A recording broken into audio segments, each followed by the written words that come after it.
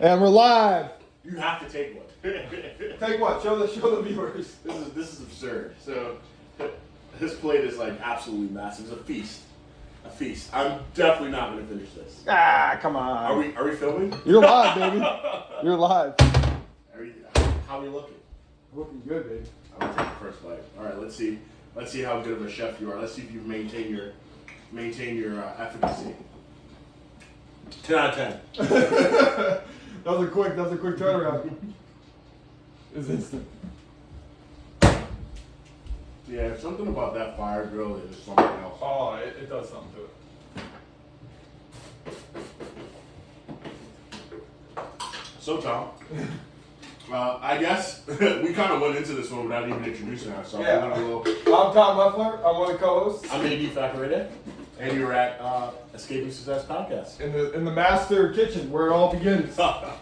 Where the party is at. So today we're going to be talking about like kind of our training, diet, supplementation, and just kind of where we're at. Like, how are things progressing? Like, how things have changed since you've now entering father phase, off work. How's that changed? Like your training style or nutrition. I know we talked about you were carnivore for a while, and me as I'm transitioning now into more manual labor, and like how my workouts have changed, like supplementation, nutrition. So we'll kind of dive into that. Absolutely. So you're solo right now. I go grab my steaks.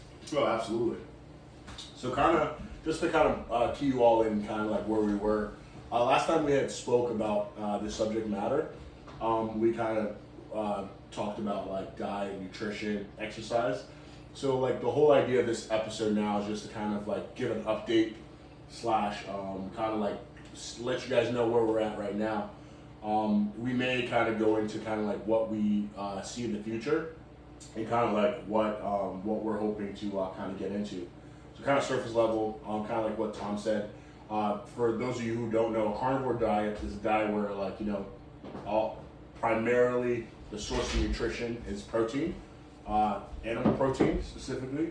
That's kind of like what I was from like the end of last year to about, I would say 2-3 weeks ago. Recently I've changed now to like, you know, incorporating carbs back into the diet, things of that nature. But my goal is to go carnivore again at some point this year for an extended period of time because I felt really good in carnivore. But one challenge that I did face with carnivore is the hydration. So with hydration. So like with carnivore, I really had to like go out of my way to really pump the electrolytes in water. Like just drinking water is not enough for me. Like almost anything I had to drink had to have some form of electrolytes inside. No, that's smart because a lot of people that say they feel flat when they take out carbs, and it's because they're not retaining the water. Because again, the carbohydrates, muscle glycogen, it kind of like stores it in there.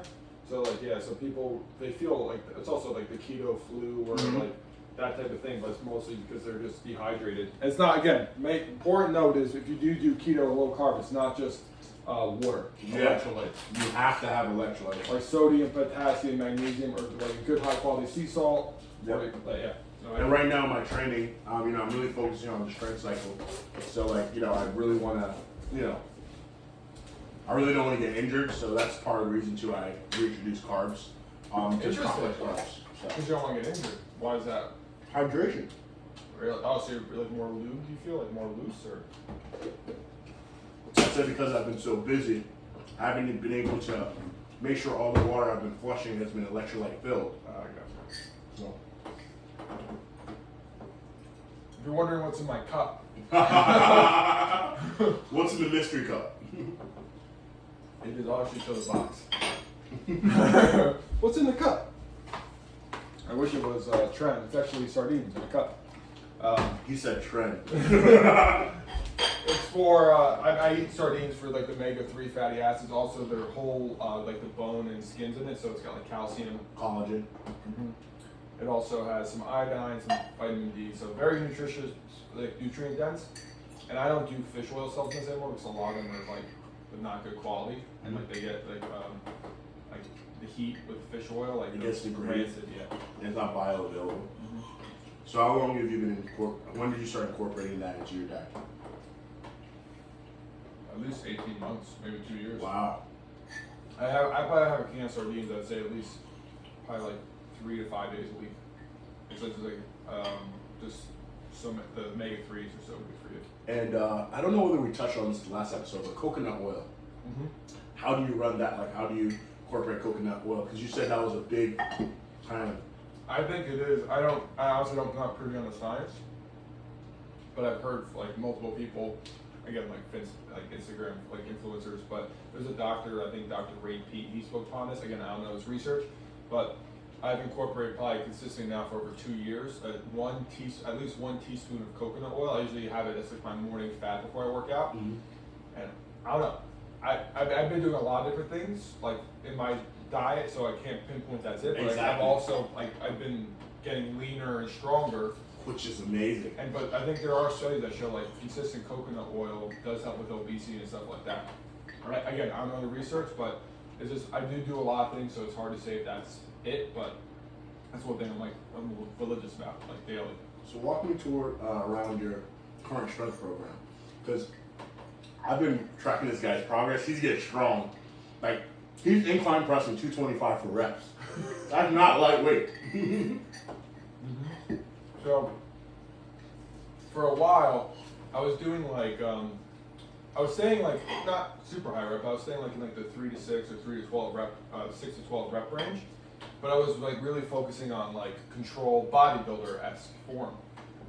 But like as I was going now into my pool season, like I need strength, I need power. So once I finally got cleared with my neck injury and like I could start lifting again, I didn't go right into the power stuff. I eased into it, and then I kind of felt away like, okay, like how do I get best of both worlds? Like I like the power, I like to be strong, but I also don't like the feeling of like just doing a 5x5. Yes. You just feel like stiff, heavy, you don't really get a pump. So I'm like, how about this? Like I started, not this program, is also incorporated. Last program was like I picked 2 lifts per workout that would be like power sets. Oh. And so I would stay like in the, I would usually do the higher end like 5 reps, but it could be like 3 to 6. And again, good form, but like not great control. Just like power through, getting stronger. Getting it up. Like good control, good form, but not like the slow control contracting the muscles. And then I would do 2 sets of like bodybuilder. Yeah, like again, maybe same rep, like higher rep, like 8 to 12, but more control, like feeling the muscle, getting the activation.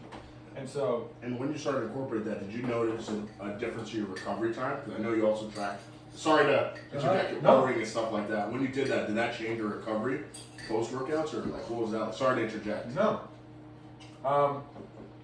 It was actually like at first like the heavier stimulus was like, but I think I've actually found out if I'm like doing a lot of eccentric lowering and like really control, that actually fatigues me more than power. That's crazy. Yeah. For your body. For my body, if I'm like doing like 5-second negatives, that'll fatigue me way more if I'm going up in 50 pounds on like a bench press. I'm just powering it through. The eccentric like control will really I feel that the next day. So powering actually it's actually less strain. It's more strain on the joints, but less strain on like the muscle fatigue and like I think the stress on like the body in a different way. But with the eccentric lowering, in effect, you're taking away all the momentum from the lift, and you're putting more tax load on the muscle. While with the power movement, it's more explosive. So your fibers are twitching a lot faster, like more energy recruitment, but you're not feeling as sore after. That's so interesting. Yeah. And also, does that mean you have more fast twitch muscle fibers then? I don't think so. Can I deduce that, or? I don't think so, because I did a DNA test and like I'm actually more propensity to endurance. Wow. But I think my body.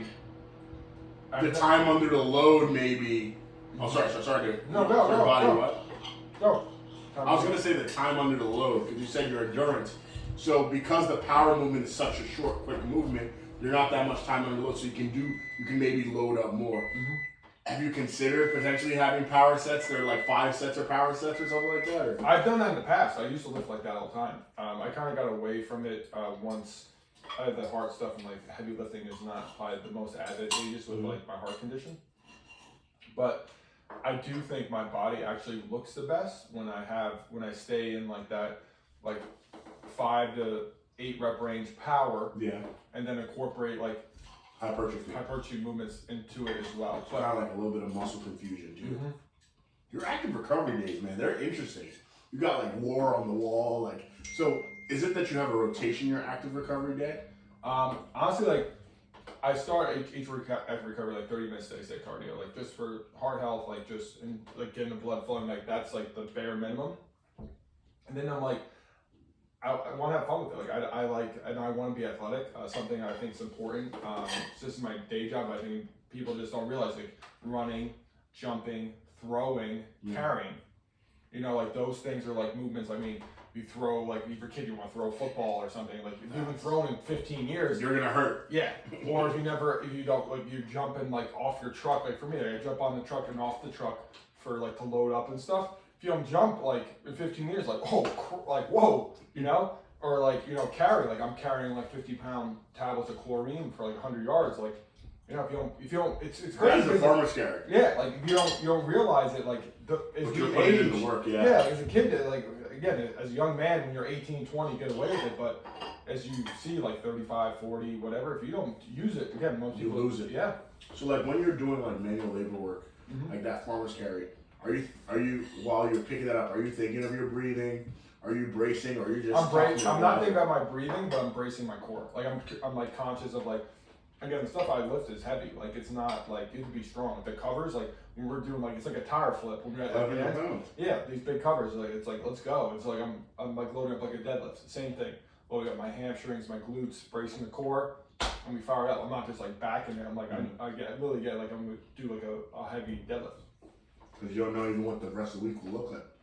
And it's like, it's not just like, flip the cover and that's it. Like my day, I got to be on my feet for sometimes 6 to 8 more hours. That's just the beginning. Yeah. You've unveiled the work that you have to do. Yeah. So like, and now I transition to a full body routine because I can't like, not that I can't, but I want to have like a leg day and be super sore because that's not conducive to my thing. So like I train full body now. And so I also think my body's responding well to it because it's a new stimulus. Because I was doing push, pull, legs, arms. So now I'm doing like 3 full body days, and like I love my vanity day, so I'm still doing a vanity day. But you have to. Yeah, but like today I did full body, and like I worked for 6 hours, and like I wasn't super sore, like So by full body, what does that look like? Do you start with the legs, or do you start out? I end with the legs because 2 things. One, I like to be fully warm when I do legs. And I put it at the end of the lift because that way I can't go ego heavy, too heavy. So it reduces the risk of hurting myself more. I like to be warm and reduce the risk. So I always start with upper body stuff and then I just put legs at the end. Dude, you are dropping a lot of nuggets of wisdom right now. So for people who are active employees that have jobs that require them to move around a lot, like Tom said, like a full body movement is actually quite smart to do. So like in terms of recovery, what's your split? So like you normally work out in the morning and then how frequently do you train, and what is your recovery like in lieu of the manual labor you do at work? Like what are things that you've been incorporating in your recovery to make sure that you're not getting hurt or you're not overtraining? That's a word that we haven't even talked about in a while, or we have never covered. Because you're talking about farmer's walk with your job, your deadlift positioning, lifting heavy. So like, how do you put yourself in a position that you're not fatiguing your body or not frying your central nervous system? See, that's the fine line. It's like, because I'm a type A person. I have to like, even like this morning, I'm only doing 5 exercises. Like I did 1 push, 1 pull, 1 leg, but I did like only a posterior. Like I didn't even do like a quad dominant. I just did like posterior dominant, and I did another pull movement, and then I just did core. Wow. Like my other program would be like 6 or 7 exercises in each of the subgroups.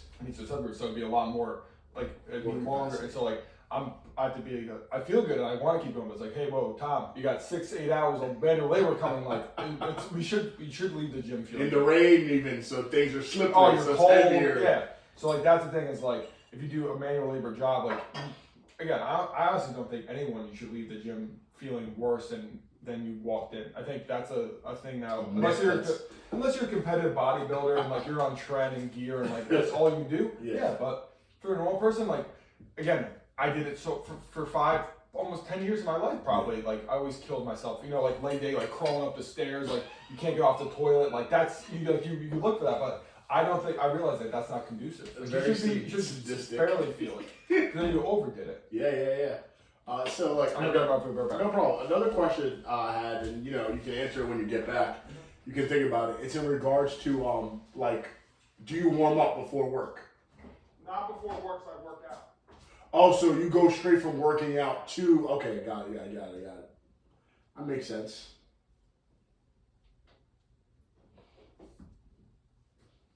I warm up in the morning before I work out for like at least like 5 to 10 minutes. Okay. But I leave the gym and I go right to work. So like, in terms of recovery, like what's your formula? Like in terms of like, let's go from nutrition to supplementation to movement. What's your formula for recovery? For me, I think step one is eating foods that aren't inflammatory to my body. Okay. I've been very mindful, like I'm very super aware of what I eat and how it makes me feel. So not eating foods that are inflammatory to my body. So I don't eat any gluten, I don't eat any dairy, I don't eat any legumes, I don't eat any nuts. I only eat organic meat, organic fruit, tubers, and organic vegetables. Got it. And that's it. Like I don't, and just drink water. Yeah. So eating not a low inflammatory diet for your body, because some people might be like, hey, I like tubers don't inflame me, or or fruit might inflame them. Yeah, you know, people, everybody's different. So again, red meat might inflame them, and they're better with fish, or you know, chicken is not good for them, and they're better with red meat. That's the thing. People think like, oh, like I see this super fit guy. All he eats is steaks. Yeah. But if you eat steak and it makes you feel sick, steaks are not for you. So it's like again, there's I think step one, don't eat processed food. Yeah. That's number one. Then you kind of, the next level is finding what makes you feel good. Like, okay, after I eat this, do I feel lethargic? After I eat this, do I feel bloated? After I eat this, do I have good energy? That's like the next level. The first level is like, take out all the processed stuff. You don't need that, in my opinion, like nothing good unless like you're in a hurry. It should just be like real food. Again, we talked about this before. Grocery store, stay on the outside. Like you mentioned that the outside is like safe. Produce, anything in the inside is fake and not good for you. You know what I mean? It's marketed to get you. Mm-hmm. They're trying to draw you in, literally, quite literally. And now training. Again, I've been lifting consistently for over a decade, so like I have different stimulus. Actually, as I realized, as you get to that next tier, like beginners actually can handle more stimulus than advanced because they don't know how to fire the CNS. So talk to me. So that's something I learned is like, because you got to break that down. You just threw a lot of stuff at me. Like unpack this. Mm-hmm. So think about there's somebody who's just starting lifting, maybe month 3. So they have good form. They've been lifting consistently for 3 months. First, you have somebody who's been lifting consistently for 10 years. Okay. Which person do you think could activate their muscles more? The person that's been working out for 10 years. So or they should have more body connection, I hope. Yeah, they're doing it right. Yeah. So the person who's been training 10 years, he could activate more muscle and more like activation, which will lead to more fatigue, more central nervous system fatigue, versus a new lifter 3 months in, he's just trying to figure out, like, he's not probably even really activating the muscle yet, he's just working on the movement, and there are muscles working just by proxy, but he's just working on like the mental coordination, like the stimulus, like just figuring out like the bar path or dumbbells, just kind of like body awareness and more of, I guess, not so much muscle activation. Joint stability. But yeah, it's like joint stability. It's like kind of like a cognitive like loop. Like it's that's more, wild. So that's what I like. Again, I read an article like a couple of years ago. I was like, that makes total sense because I can't do. When I started lifting, I used to do like 5 sets of like 20 of barbell squats. What? Like I used to do like crazy stuff. Yeah. If I did that now, I'd be cooked. My day would be over. You know, because I could activate muscles so much better, and I know how to like get myself there. So I think that's a cool thing. Is like, honestly, as you progress, I don't think you need as much like reps and sets to get going. Because like, you know how to activate. Like you know how to fire up your glutes. If you've been training in that way, you know like, okay, I want to hit my hamstrings. We're gonna do RDLs. You know how to like your first set. You're there. Wow! Now you opened up this new little Pandora box. But this is more bodybuilding-esque. Of course, yeah. But I mean, what you just alluded to is that someone who's been training for a while, who has good mind-body connection, doesn't need as much stimulus to get results in the gym. Like not as much volume. So like they know how to break down the muscle. And if they spend too much time in the gym, they might actually do more detriment to the muscle if they're natural, and not give the muscle enough time to grow for there to be progress visible. Mm-hmm. Especially if you're natural, yes. Which could speak to why you're seeing progress in your composition as you dial it back, right? Because we're off camera. Me and Tom were kind of talking about his body fat percentage. I think you were in the 8s. We did last. I was 8. No, you were 9 then. I think it was right. 9.1 or something. Oh yeah. Yeah. And I said this weekend, I was like 7.9.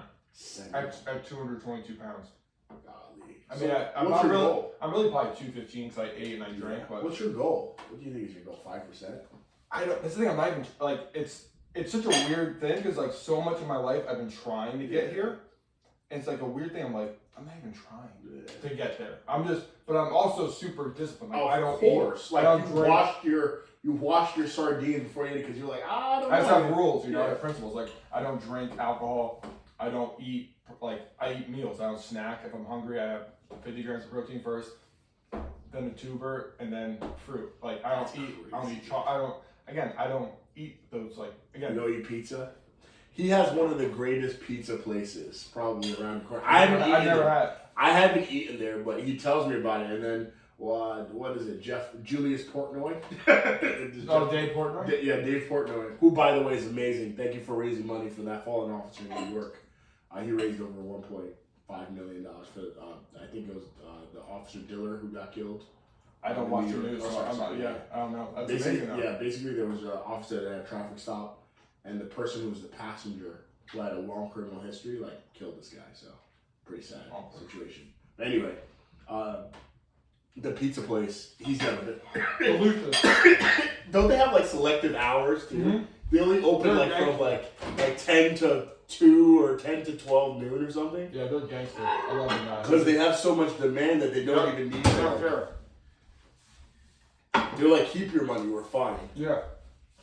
They got the highest rating by him. Anyway, going back to kind of where we were with the stimulus, it's interesting how you don't care about it and you've been getting a lot of progress. And I think the next level that I realized in fitness is because so much of my life I would be okay, 60 days, or I would do this crazy diet, fasted cardio, whatever. I would do 60 days here, beach body, those type of things. Yeah.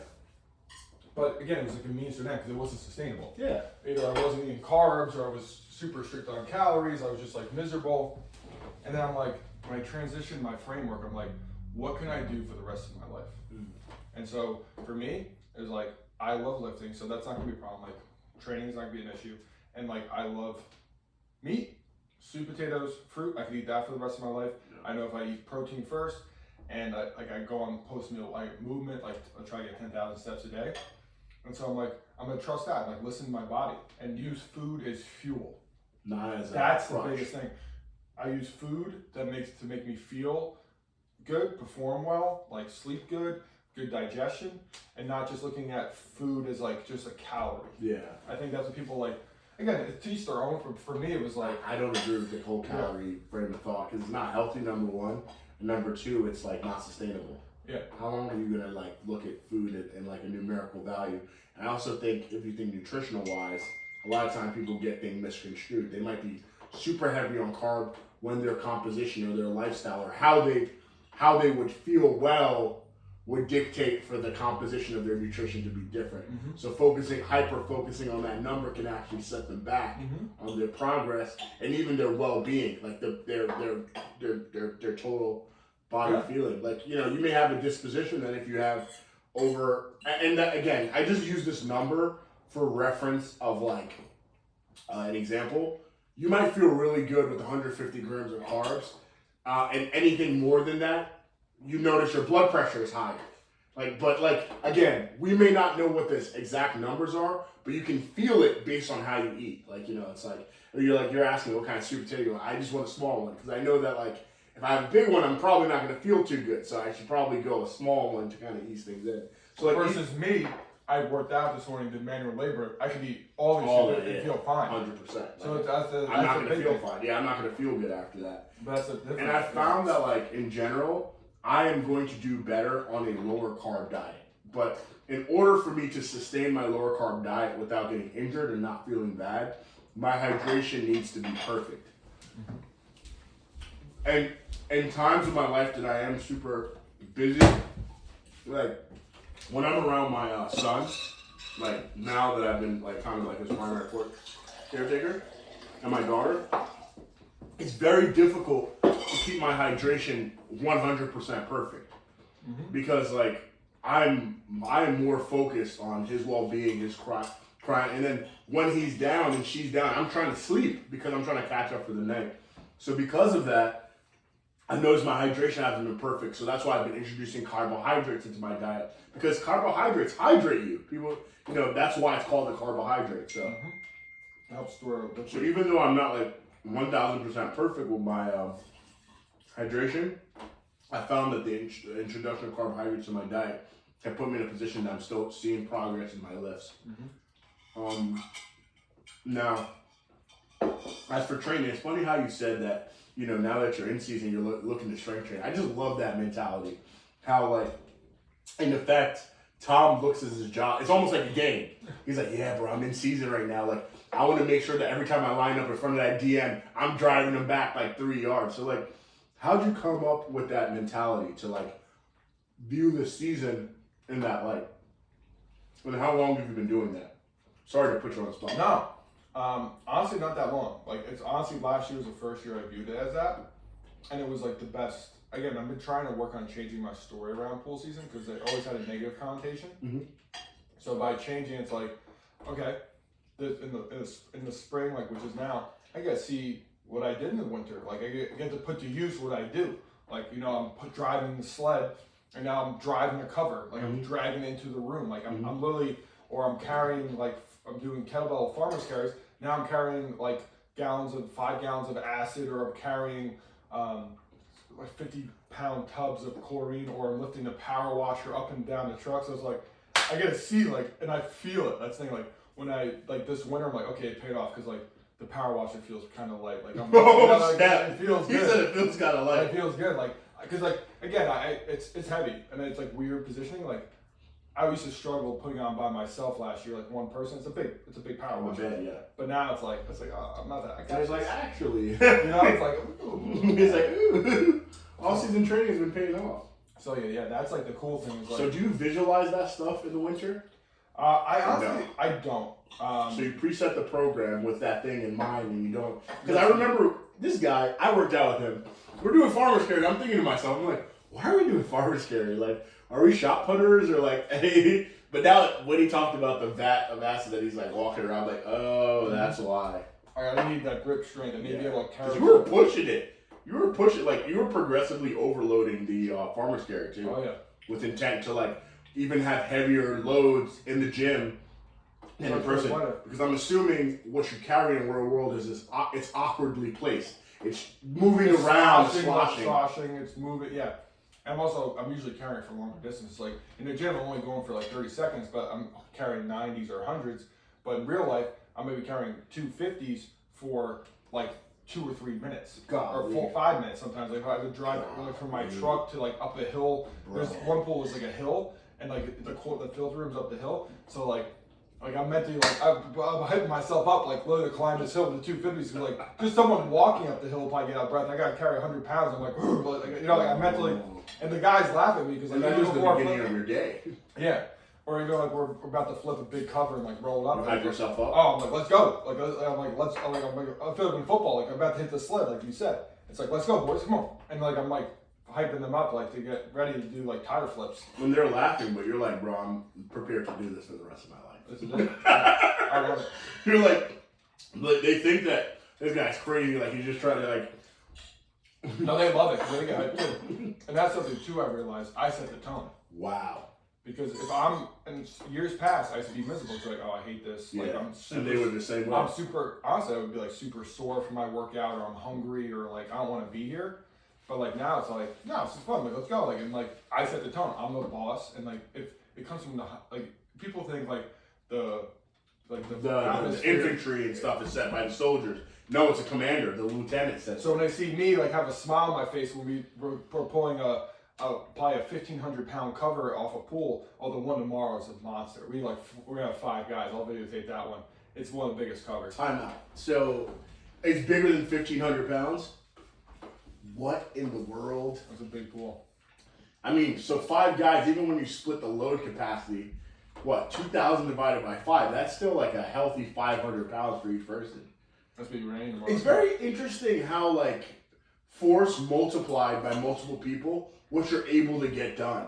Because 2 people can move that thing, or, you know, if it was 3 people, it would be significant, but that force multiplication of 5 people, it's not that it's not heavy, but it actually moves easier, pretty quick, like for given the amount of weight that he is. I find that to be very interesting too, like how like strong we are in numbers and stuff like that. Well, think about like all the stuff before there was machines. They were just sliding. Machines are only 200 years old. Yeah, that's true. If you think about it, like That's true. Only 200 years old. And they haven't even made machines. It's not like pools haven't needed this service for the past 100 years, but yet no one's created a machine for that kind of thing. And even if you did create a machine, human being would have to lug it around to get it done. Mm-hmm. So, okay. I don't think robots are replacing me anytime soon. Yeah, I'm confident. I don't think so. I got at least probably 20 years. Because the issue is the robot probably tear up the cover, or scrape up the pool, mm-hmm. which, you know, is a terrible thing and people are dying and stepping in it. Wow, this is awesome. So, and then I guess another thing I'll update is like supplements. Okay, yeah. So you mentioned recovery. Yeah, that's right. Yeah. One thing I have included, actually 2 things. Mm-hmm. I'm pretty sure this one's more so on recovery. Mm-hmm. Glutamine, L-glutamine powder. I have 3 grams before I work out in the morning, which is like my morning hydration. Again, I wake up in the morning. First thing I do, most people drink coffee. I don't think you should do that. Mm-hmm. At least an hour and a half. Wait to have caffeine. Wow. And you'll notice that you won't crash as fast. You'll feel better like throughout the day, but wake up and hydrate with like electrolytes. Yeah. So I put sea salt, lemon, warm water, and I also put a scoop of glutamine powder. Then while I'm working out, I drink water, sea salt, and another like 7 or 8 grams of glutamine. Wow. And that really is supposed to help a couple things. Helps with soreness. Okay. Like helps like buffer out lactic acid muscle soreness. Also helps with gut, like your gut. Again, I'm entering a high stress season, so like my gut. Yes, irritable barrels. So that, and then also I've noticed myself less cravings for carbs. No, really? When you have glutamine? Less cravings. Is it because your glycogen storage in your muscles are not being depleted or is more efficient? But it's another hack. It's so you're less likely to crave sugar or like sweet things. I also noticed you've been drinking like some black tea and stuff. Like you throw that in there recently, right? Or... That's my caffeine I do. Yeah. I like it. Do you see yourself weaning it off completely? Caffeine? Yeah. I did actually before I went to Costa Rica. Oh yeah, you mentioned it. I was caffeine free in Costa Rica. I think that's the longest I've been in a long time. Like a 7 week? Yeah, 7 days. Wow. And again, it felt good and it felt cool, and I can do it. But you just feel it's not sustainable. You like it. I like it. I enjoy it. Like that's like my. In terms of well-being, like how you feel, like you're. I look forward to that. You're tuned. You're tuned with caffeine. I look forward to that. It's funny because like with me, I think I told you this. Like I'm like kind of like the complete opposite. And like you know, I probably have like 30 milligrams of caffeine a day by mistake. Like, you know, closer to like 0. But I can't say 0 now because my wife recently has been making like black tea in the house. So, you know, they're natural. So, like she puts a tea bag in and she makes it with lemon and all that stuff. So, and then one of my supplements I take is a thermogenic.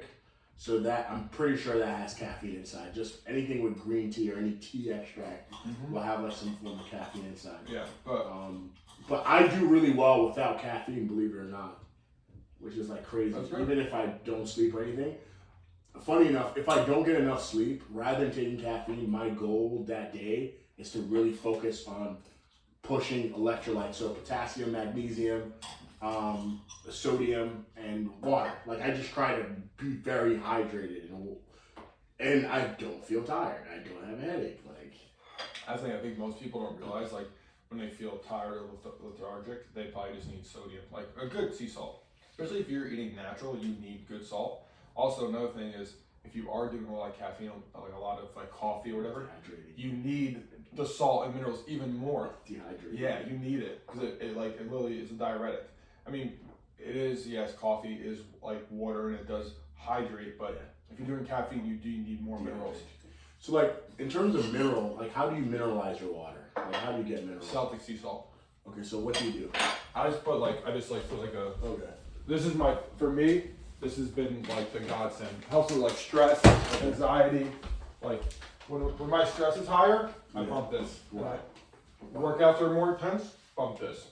Again, people demonize salt, this is gold. Celtic salt is different though because it's more mineralized. Yeah. And in terms of like your water, like do you buy water? Do you buy bottled water, or what do you do? So I'm super like anal about like water, like plastic. I don't want microplastics. If I do plastics, I usually do Fiji because they're BPA free, or I do liquid death that's in a can, or like there's like box water. Yes. But as you see, I have 3 water bottles there. I have a Berkey water filter. Okay. And that's like the gold standard. Like you could put pond water in there and it'll clean it out. How does it do it? There's charcoal filters on the top, Okay. and then I have fluoride filters in the bottom. Wow. So there's charcoal I pour in. So it takes the fluoride out too. Yeah. So you know the basic one just comes with the charcoal filters or the carbon. I think they're called carbon filters. But you could add the fluoride filters too. So you just basically put tap water in there. I just put sink water. And I think how much do they run, Berkeys? They're expensive. I mean, that was like $500. Oh, but okay, not bad. But you have water forever. Like water you forever. never have to worry about like filtering water. Yep. I think that's. And how long does it last? Like how long do you have to change the filters? So the carbon filters, I think they do. I think 6,500 gallons. The fluoride filter is not as much. 6,500. So how do you even like? So I average 2 gallons a day. Okay. So I've had it for 3 years. That's a good return on investment.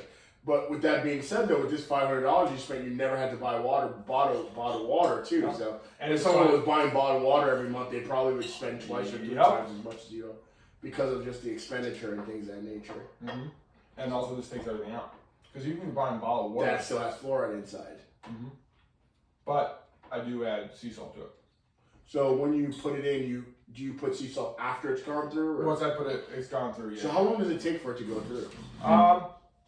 And again, people get, it's called priming them, the filters. Like when you get the new ones, like I've changed the fluoride filters. This will be the 3rd time. I do it every 6 months, the fluoride ones, because those don't last as long. But when you get new ones, you prime them. I mean, if I fill up the top, it's probably like 1.5 gallons. For all to go out, it'd probably take like 2 or 3 hours. Oh, so it really drips slow. Yeah. Drips slow. Oh. Awesome, dude. Another cheat code. Yeah. I mean, if y'all are not getting value in this, just I don't know what to tell you. Like honestly, I don't know what to tell you if you don't understand like what we're putting down. How do you feel about juicing? Me personally, not for me. Yeah. I just think I can just overconsume Susan. Oh, because it's just like the fiber. Yeah, think about it. If you have 1 apple versus you have 80 or like 30, a cup of apple juice is probably like 2 or 3 apples or 5. Yeah. So like it's a lot easier to overdo it. Yeah. So I just personally I don't do it. I never was a big juice person. Yeah. I enjoy it. I mean, it's not good, but like I think for you smack your lips after you take a cup. I think majority of people shouldn't do juice. Okay. Especially if you're trying to lose weight. Because it's too much sugar. It's just not its natural form. Like you don't get juice in nature. True. So it's like it's just not natural. It's just easier over consuming. It takes out like depending on your juice, like the fiber and all that stuff, which is meant there for a reason so your blood sugar doesn't spike. So if you have an apple which has probably like 4 grams of fiber versus you have apple juice which is probably double the amount of sugar, 0 grams of fiber, your blood sugar is going to fly up, and it's worse actually than soda. Crazy. Yeah. But context matters. If you're having juice like post-workout or right before. Yeah, like it's going to do something. Or during. Yeah. It'll be different. It's funny how context matters in a lot of these things. Yeah. So, looking forward in your training, you're going to... Oh, no, we said supplementation. Sorry. Mm-hmm. So, we talked about salts. We talked about the glutamine. Any other updates in your supplementation? Cordyceps mushrooms. Wait, what? Cordyceps mushrooms. What? I sound like Lincoln. Yeah, cordyceps mushrooms. And it's like there's different types of like mushrooms. There's like lion's mane, which is more cognitive. Shiitake. There's reishi, which is more like if you're feeling stressed or overwhelmed. And then there's cordyceps, which are performance based. So it sounds like cortisol. It sounds like Yeah, and I've noticed I have more endurance. I can like last longer in the gym. My labor, like I have more of a gas tank with the cordyceps mushrooms. So like, how do you incorporate them in your diet? If you open the fridge on the top right. Guys, we're talking about straight up, top, like this thing? Yep. We're talking straight up, real I think time that's updates. reishi. That's reishi, but I have cordyceps. Oh, sorry. Yeah. That's gonna Lion mane? I do the core. I do this. Lion's mane or no? That too, but the other one. This cordyceps. Yo, this guy got cordyceps. Okay. Yo, dude, we're talking real time right here. So he's living this. This is not like alleged. The package has been opened. It's been used. So I do it half a teaspoon every day. So you just dry heat it? I put it in water. Pre-workout. Great with tea, coffee, and smoothies. Bro, where did you learn about cordyceps mushrooms, bro?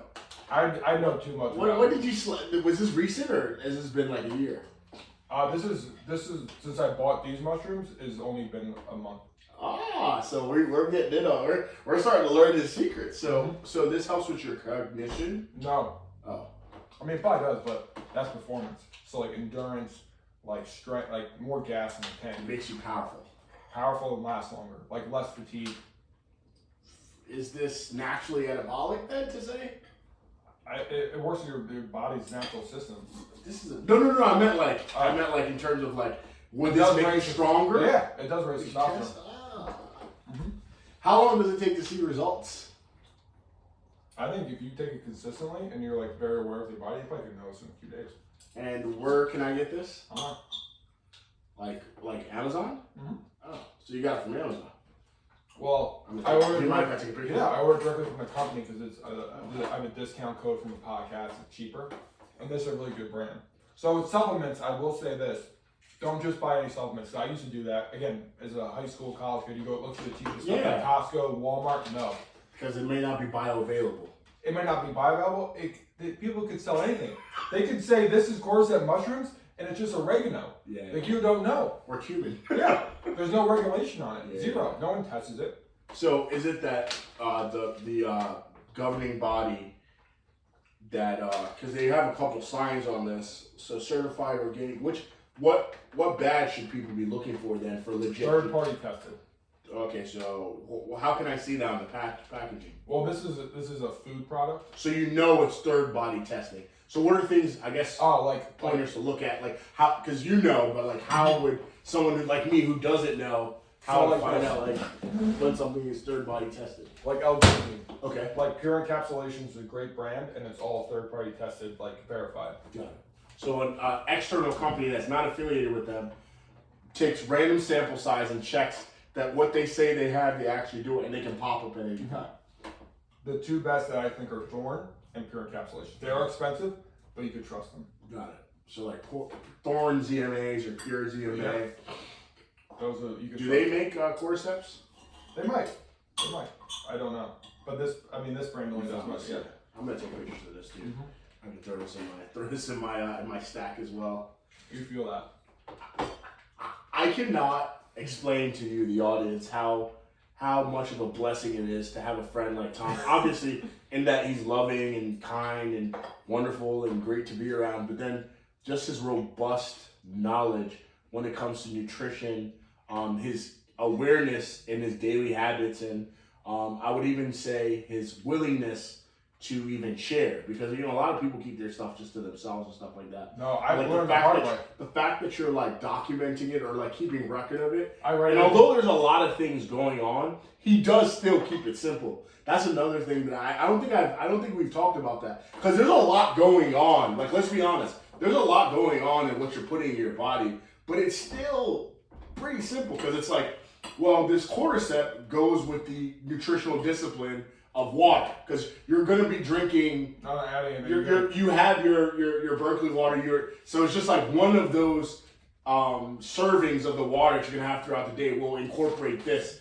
as in that. The L-glutamine, the water that you take to the gym with the Celtic salt, has the L-glutamine inside. So it's like, although it does seem like an extra step, it's still all incorporated into his diet. Now, I'm going to do something here, and I'm interested to see what this is. Sorry to put you on the spot, but I was reading up, researching on collagen, and they mentioned that like collagen supplements are actually not the best way to get collagen. They mentioned like like eating every part of your steak, or like oxtails, eating oxtails, or eating the bones of your, like, the chicken part on the top. I love that part of the sauce, and I've been doing that for years, like doing that. So, have you thought about that? Like, you're 100% right. I think the purest form is the best, and I do try to. But you don't know. Time intensive. You don't know. Oh, what do you mean it's time intensive? Like I have oxtails in my freezer from like grass-fed oxtails, but to me to simmer down the bones, it's like a 2-day thing to make bone broth. Wait, so they make it like melts down the bone broth of the oxtails? Oh. So I do make my own bone broth, but it's like a 2-day thing. So I cook the oxtails first, get all the fat off the meat, then you cook the bones just themselves, and you get like that gelatinous like. And that's what collagen is. Prime collagen. And that's what L-glutamine is. Wow. But it's just, again, it's the next step. Right there, yeah. So that's why I supplement with it. But no, you're 100% But your right. goal is eventually to be, obviously, as your business gets more. Or wifey. Oh. Mrs. Woman out there, The mysterious woman of the Latino variety. We are excited for your incorporation in our daily habits. You'll be well taken care of by my friend. He'll love you dearly. So it won't be too hard. You'll be very happy to incorporate these small tasks. Mm-hmm. No, that's true though. It's very good to have a partner. I don't know whether I told you, but my wife has made bone broth in the house too from scratch. Beef tallow. I told you I had beef tallow. She made that from the scratch. Mm-hmm. So there was a organic farm, like you can literally track all their cattle. And she ordered the because it's kidney fat that you melt down for the beef tallow. And she made the bone broth too. She made the bone broth once and beef tallow once, but it was so much beef tallow that we still have it till now. So we're probably gonna run out. I want to say maybe middle end of this month. We stopped buying butter in the house because I rediscovered the beef tallow because it never goes bad. It's a huge value added having a life partner that's very health conscious. And okay to get it, because it's not cute making bone broth and beef tallow. It's kind of like guy growth, Yeah. But she was happy in just the process and things of that nature. And she was pregnant when she incorporated all that stuff. And you see I don't think you've seen my son now. You haven't seen him in a while, right? I haven't seen him the last 2 times I was there because he was sleeping. Oh yeah. Let me cook this shit, bro. This guy is an absolute unit right now. It's kind of But going to AB's point, I think, again, as you find a partner, I love it. As you find a partner, I think it's very important. Again, there's a lot of factors. Yeah. But like your lifestyle, like your nutrition, your health, like even for me, like in past relationships, like I was kind of scared. Like, okay, if I leave my kids with you when I'm out working all day, would they be eating Twix? Chocolate bars? Would they be drinking Capri Sun? Yeah, I think like I'm not gonna be crazy and like, hey, you go to birthday parties, whatever. But like, that's different. Yeah. Kids don't crave something from just going to. In fact, they might go to a birthday party and be like, I don't like the taste of that stuff. Yeah. So wow, that's deep. So Tom, you just alluded to even like in terms of like a life partner, their nutritional discipline and their nutritional decisions, how that can affect like your children. And you even took that into account and you were like, that's kind of like unattractive, kind of like how you eat, because like this is not gonna be what's it called? Because again, I don't expect anyone to be like me because I'm here. But that's the thing though. I want someone who's also open minded.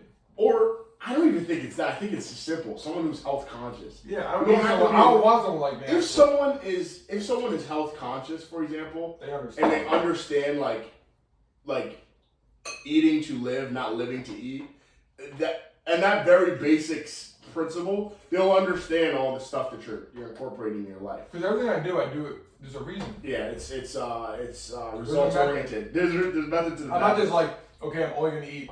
I just eat like sweet potatoes because like they're sweet potatoes and I don't know, I like them.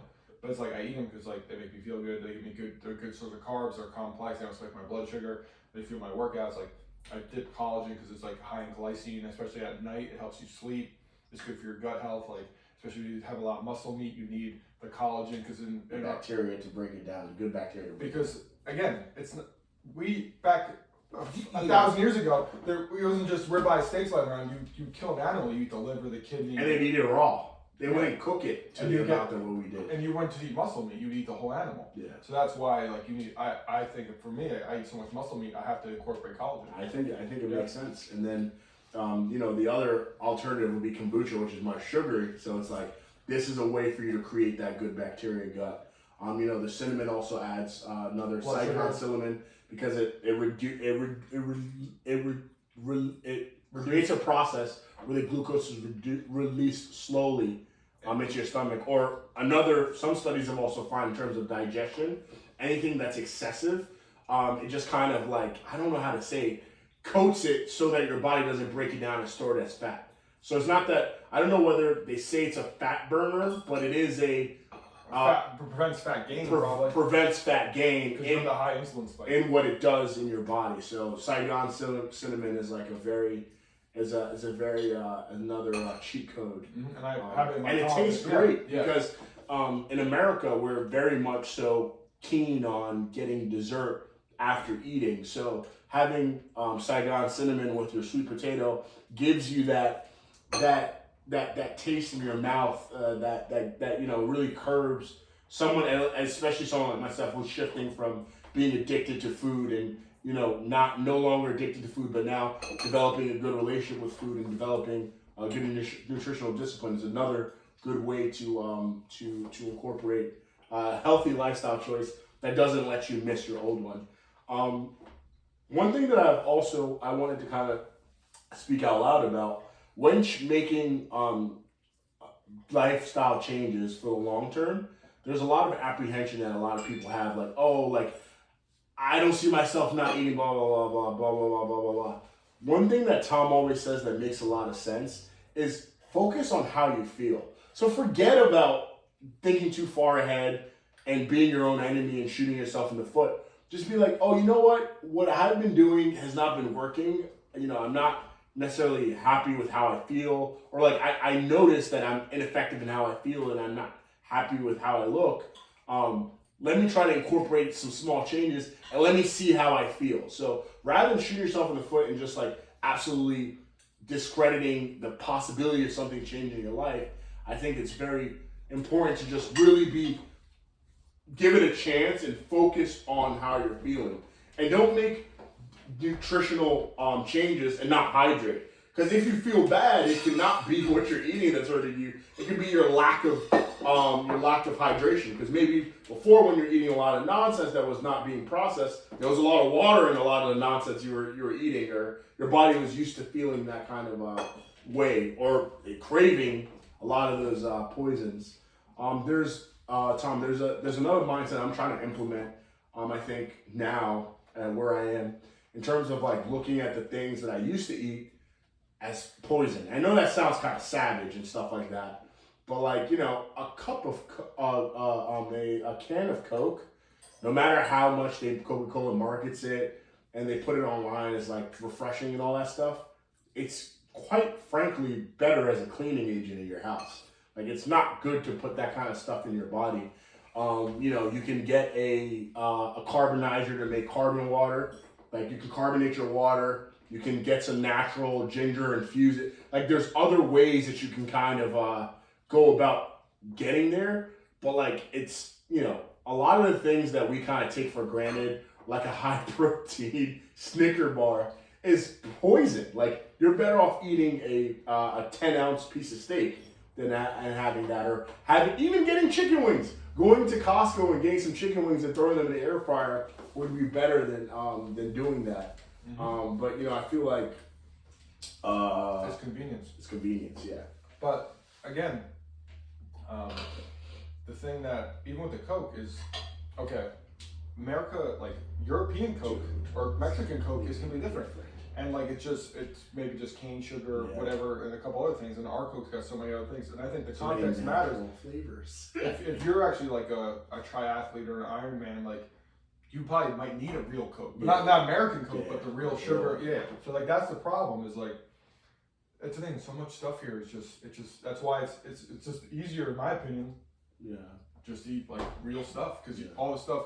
The processed stuff is just so much fake stuff, and I think that's why we're seeing just the trends of obesity. Because like really calories haven't really increased that much. Haven't, man. And like we've actually increased our activity since like the early 1900s. Like more people are not increased in the day to day, but like more people are conscious of like going to the gym and doing stuff. So something else is playing a factor that's killing our metabolisms and making us fat. Yeah. And I think it honestly I think it might be like our water supply with like all the fluoride and stuff. Yeah. I think it's just all the chemicals and like just everything. And then also thinking the chemicals in our food. Yeah. I think that's what it comes down to. Because even if like you eat majority of real food, like you go out to eat, it's like cooked in crappy oils and like those like the canola oil heat up or soybean oil or fried and that stuff. Toxic. It becomes toxic in the body, so your body's inflamed. Then microplastics and there's a lot of reasons why, you know. Yeah, I don't think it's just people are overeating. I think people are, processed foods overeating, but I think there's a lot of other things in play here. Because I mean, like 150 years ago, people were eating butter, making pies. Lard, yeah. It was very common practice for someone to have lard in their house. Like now, 9 out of 10 households, they don't have lard in their house. Like, but they have, I can't believe it's not butter, which is canola oil or soybean oil. Goodness. So it's wild, and the packaging looks so good. Oh, it's like healthy. It's heart healthy because it's low in saturated fat, but you just created a new fat, trans fat, that the body doesn't even know. That could actually create a form of cancer, bro. Yeah, most likely. Your body never what is this? This is a new thing. It is a battle, you know, and I think every week, because you know, me and Tom, we have a really good relationship. Every week I spend time with him, it further solidifies the process I'm on, because I'm very much so in the beginning, and I'm not saying he's at the end, but he's more further along in his journey, and you know that's okay. Like you know, like you have slip ups sometimes and things like that. Because you're in a different journey with like fatherhood and being a married man, having kids. Of course. So you're 10 steps ahead there, and nutrition. Because I was like, well, that's of course. But it's very awesome. I think to share that experience together. Also, for the viewers too. One thing I've also been trying to kind of like, you know, really try to. And I do eat a lot. Sorry to cut you off, but yeah, I haven't eaten since 10:30 this morning, so I'm a little hungry. Yeah. So like, also in the whole like arena of wellness as well, I think another thing that I've really been trying to keen on doing, like, although I do focus on the fuel and all that stuff, I mean, I can't go without saying, like, you know, a truth of mine that I hold very dear, and Tom knows, like, I really do believe that, like, the true source of my happiness and wellness, like, it's not derived from my family, it's not derived from the food I eat, it's not even derived from the choices I make, but it's really my heart posture towards God. Like, I genuinely know that I was not a mistake. Like, I'm a byproduct I'm a creation. So there is a creator, and I know that creator to be Jesus Christ, my Lord and Savior. So I urge people who are lost and things of that nature, like, you know, it's the truth. The Bible says He is the way, the truth, and the path, and no one can have access to the Father but through Him. So I just wanted to kind of like just plug my Lord and Savior there. And, you know, want to urge you all, like, you know, the Bible app is there. You know, God's willing and open to kind of, you know, commune with us. He wants to have a relationship with us, but we have to, like, you know, He wants us, but we might not want Him in a way. And I think looking at current events and stuff like that, because, you know, I'm active on the news. There's a lot of people, like, big names, like Daddy Yankee, like a lot of people who otherwise, like, are, like, were kind of, like, just partiers or all that stuff. Mark. Opening up and be like, yo, like, I'm actually not being a musician anymore. Like, I've accepted Jesus Christ as my Lord and Savior. There's this comedian, Dion or something. He's a guy who showed up to a basketball game and savagely, he's like clowning people. He was clowning people, and he got a haircut right in the middle. He bought like baseline tickets and got a haircut, but the guy has no hair. Like, he's a baldy. So, you know, he recently kind of gave his life to Christ as well. But I say all that to say, like, you know, it's something that definitely is very, very important to me. And I just wanted to share the joy because, like, I mean, Tom has known me all the way since high school. Like, even through the dark times, you know, like, his light shines through. And, you know, it's not me. No. I always try to tell him, like, bro, because it's like, it's not that those situations weren't hard, but, like, you know, the even in this whole journey of food, you know, I'm very glad how God put you in my life, because, bro, it really doesn't make sense how we got reconnected again, and then out of nowhere we're like doing a podcast together, and we're like as close as we are. opening up as much as we are and things of that nature. And I just very thankful and grateful for you. Oh, likewise, man. Yeah. I'm super blessed because you came at a time in my life where I was kind of lost. And I was trying to find my way because I honestly, me personally, very different story than AD. I grew up Catholic, and had more. I didn't like just with the CCD and stuff, and like the people who were like my CCD instructor or like whoever, like the church made it seem like more like kind of God fearing in a sense. Yeah. Which I think I do have respect. I think that is important, but like it was not a good relationship as a young man. Yeah.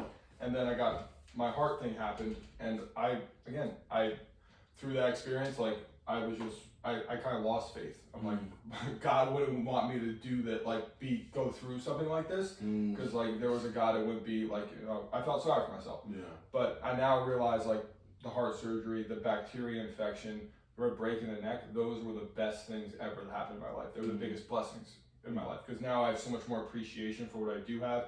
Like I go to the gym. I was driving there this morning actually. It's like 7 a.m. I'm like, I'm 28 years old. I get to go work out. Like I'm gonna prime my life. I'm gonna look back. I got cleared. Like, you also recently got cleared. Like I'm gonna go back. I'm gonna look back in 20 years and be like, I get to go like just. I have no responsibilities. Like I'm running a business, but like I really have no responsibilities. Like, I don't have a family. I don't have a wife. Like nothing that could die on you. Yeah. I just go play and bang. Like this is it. Like this is a Monday morning. I'm just gonna go lift some heavy ass shit. Yeah. And like this is the life. Like I'm healthy. I'm able to do this because I know what it's like. People don't. They don't. Even in your life, like those 3-4 experiences you mentioned, could have sidelined you for the rest of your life. My heart surgery, I couldn't lift anything more than 5 pounds for 90 days. Wow. My sternum was broke.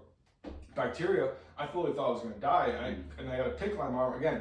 3 months, couldn't do anything. Broke my neck. Oh, here's another excuse me. I'm lucky that I know what it's like to not be able to do anything. So that's why now, if I can, I'm there. Yeah. Because like I'm able. Like I write gratitude journal. Like I pray in the morning. Like God, thank you for like my physical body. Yeah. Thank you for being able to me to go lift, to do manual labor. Because like some people could make a competition. Oh, I have to go to the gym. Like, this is awful. I'm like, I get to go. Let's go. Like, it's free. Again, back to mindset. To the story we talked about last episode. It's the story you tell yourself. It's like if you tell yourself, I have to go to the gym. Like this is awful. You get to go to the gym. Like all your limbs work. Your heart works. You're alive. You get to move your body. There's somebody in a wheelchair who wishes they could do it. Literally, man. Literally. So it's like, don't take that for granted. Yeah. And again, it's tough because people don't think like that. I'm fortunate enough that I've had 3 instances where I couldn't do anything. I literally went from like the 100 to 0. I could bang out 70 push-ups to when my first day back after the heart surgery, I couldn't do 1 push-up. Like after 90 days, I couldn't do 1 because of scar tissue, all that. So like I went from 70 push-ups in a row to 91. So like I know what that's like to go there, but it was good because it humbles you, gives you perspective, and so I'll never forget that. Yeah. And so that's why it's a blessing. And then it was like tripled over because there was like other experiences. All of those experiences you can never forget them, and it's crazy that there are multiple. This early on in my life, and I think that's why I think it's a blessing because I learned so much about life. I don't think if you have a very sheltered life. Again, there's nothing wrong with that. I was thinking about that. You were talking. There's like a privilege in that sheltering, but in that privilege, you also develop a pride, and also you develop a mindset that could be counterintuitive. Because that person who is like, oh man, I don't want to do this, they don't know what it's like to not be able to do it. To not even have the opportunity. Like if you can't wipe your own behind, or you're in a position in your life that you can't wipe your own behind, you're not going to complain if you have to go to the gym because the gym is like. That is like the... After my heart surgery, I couldn't wipe my own ass. That's amazing that you can, like, you're even in this situation where, like, you can put stress on your body.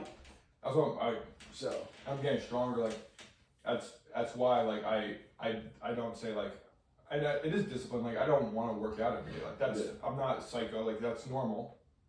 But when I have those feelings, it's like, I get to do this. Yeah. Like, this is... I wake up today. Everything works. I can get stronger. Like, I'm 28 years old. Like, I'm entering my man strength era. Like, literally. And also the other thing too is like, I'm realizing that like, I only have a short window left of like all the natural muscle I could gain. Yeah. And then just maintenance. And then it's just maintaining. I think it's like what, 34, 36? And then from there, it's like, you're just trying to maintain because each year you lose a little bit of muscle. Just, again, this is for natural people. If you're on stuff that's different, but like for a natural person, you have a window till like you're like 33, 34. And that's the window where you gain the most amount of natural muscle possible. And then from then on, it's just slowly reducing the aging process. Yeah. Because most people die or get sick is like they fall. They're weak. You're frail. Sign of health, how long can you hang from a pull bar? Yeah. What's your grip strength like? What can you deadlift? Yeah, like what's your strength? So I think people I think cardio is important. And that's why I walk, and that's why I do like steady state, and I do that stuff. But in today's day and age, because I do manual labor, but most people's jobs aren't manual labor. Like they sit behind a desk, so they're just getting frail. Because if you just do cardio, you're just gonna get frail because you're burning muscle and fat. That's the problem. And cardio has been so put on a pedestal for so long because it's good for the heart health, all that. It's not the be all end all. It's not the be all end all. It's not addressing the underlying issue. And the cool thing is, I realized the more muscle you have, the more calories you could eat, the more carbs you could eat.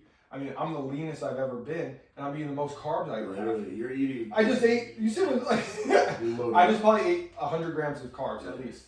If not more. Yeah. And I already ate another 150 grams of carbs today, at least. Yeah. And you're getting leaner. Yeah. We can go all day.